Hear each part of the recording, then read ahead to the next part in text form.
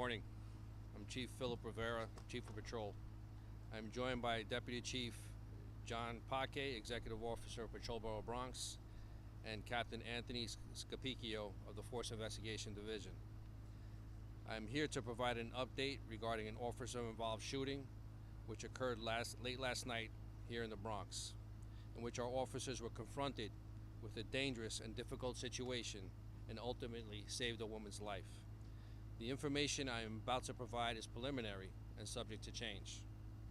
Last night at approximately 11:20 p.m., one uniformed officer and one uniformed sergeant from the 45th Precinct responded to a 911 call of a male armed with a knife attempting to harm himself inside of an apartment in the vicinity of Mulford Avenue and Libby Place. The call was placed by a security guard who works for the building and heard screaming coming from the apartment. Upon arriving at the apartment, the officers were let in by a family member of the subject.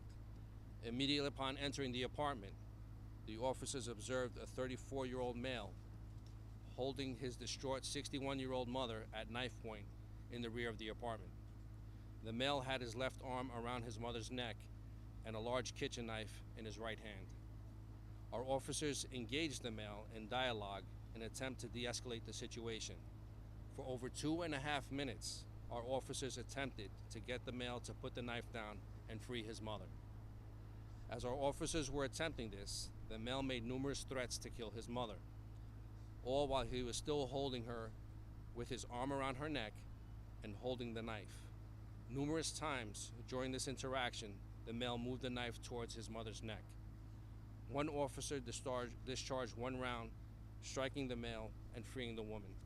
Our officers rendered aid to the male, and EMS removed the male to Jacoby Hospital, where he is in critical condition.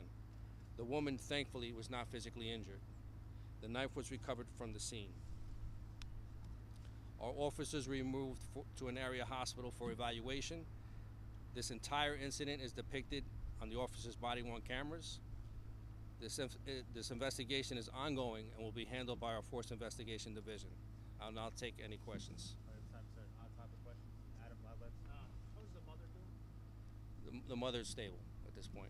And as far as the history of this individual, has he run into police before or gotten in trouble before? That's still under investigation at this time.